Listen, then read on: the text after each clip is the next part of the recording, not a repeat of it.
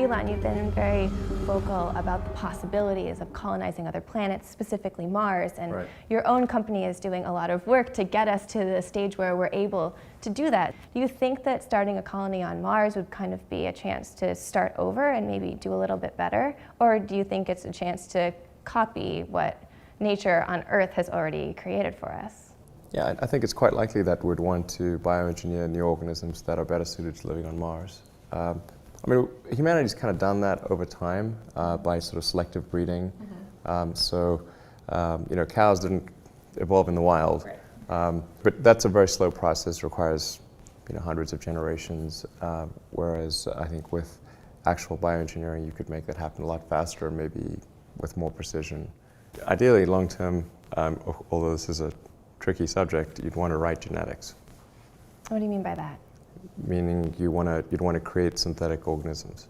Completely synthetic organisms? Not necessarily completely, but start with some base and then modify stuff. In the interest of colonization of other planets, are you relying on the research of government-funded space programs on the effects of being in space for long periods of time, or does SpaceX have any interest in doing its own research? Well, I think the verdict is in with respect to long-term existence in space, really mostly about zero G.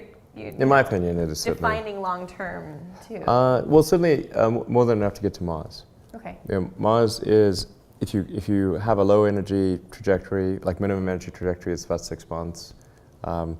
I think that can be compressed down to about 3 months. And it gets exponentially harder as you go lower than that, three to four. And it's important to actually be at that level because then you can send your spaceship to Mars and bring it back on the same orbital synchronization. So Earth and Mars sync up every 2 years, and then they're only kind of in sync for about 6 months. So and then they're really too far apart. So you've got to be able to go there and back in one go, and that's important for making the cost of traveling to Mars an affordable amount. Because if you think of what's the key thing to establish a colony on Mars, it's the cost per unit mass to the surface of Mars, or the cost per person as well. At a certain level, if it's too high, obviously there won't be such a thing. But once it gets to a certain level, it will it's like a reaction. The activation energy is sort of like the economic activation energy of a Martian colony. Right now it's like, I don't know, if the last NASA estimate was $500 billion, and that was during Bush the First. So I would imagine today's estimate is $1 trillion. Now we're not going to go spend $1 trillion on sending 4 people to Mars. So right now the cost of going to Mars is beyond what can be afforded. So that's why there's no one's going to Mars. But ultimately, in order to establish a colony, I think you've got to get the cost down to maybe $500,000 or less per person to go. And there's got to be an intersection of sets of people that can afford to go and people that want to go. What was the moment that you decided that this was your mission, and how did you make that decision to investigate? So Philip, I'm going to start with you. In my case, when I was 10 years old, my father was incarcerated. He had threatened someone with a gun. In Switzerland, it's a very bad idea to threaten a banker with a gun. Mm-hmm. And he had a drug in his system, a sleep drug, which was found then later on to create quite a few side effects, including extreme violence. And his case was reopened. He was the first person to be pardoned by the cantonal parliament in Geneva unanimously.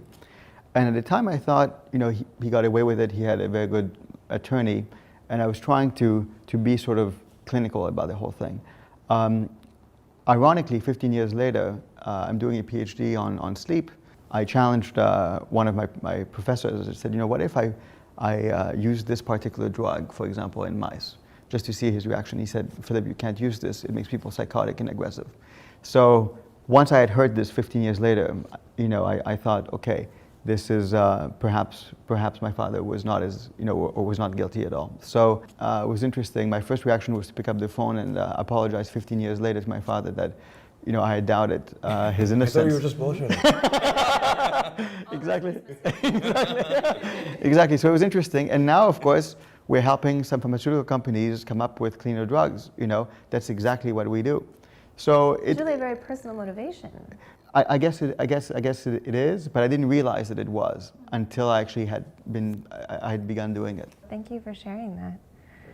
So I guess I'll ask you the same question, Elon. Like, what drives you? Like, when did you realize that this work was important, and sort of what's your personal motivation behind it? I wouldn't say there was like it wasn't any one particular role model. I mean, there's certainly many people that I admire in history. You know, Tesla obviously being one of them. Yes.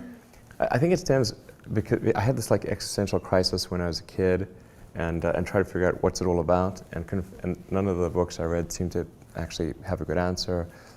You know, so I read all the religious texts, and I read a bunch of philosophy books, and they're all quite depressing. Particularly the Germans. Actually, when I read The Hitchhiker's Guide to the Galaxy, I thought, okay, this is a pretty good one. You know, just to sort of try to gain greater enlightenment over time. That seems like a good goal. Because we don't really know what the meaning of life is, or even really what the right questions are to ask. But if we can improve our understanding of the universe, then eventually we can figure out what the right question to ask is. You know. If it's not meaning of life, it's something, you know. Yeah. Well, I just want to thank you, Elon and Philip, for joining me here and sharing your thoughts about consciousness and enlightenment and technology and where we're going. I've really appreciated it, so thank you so much.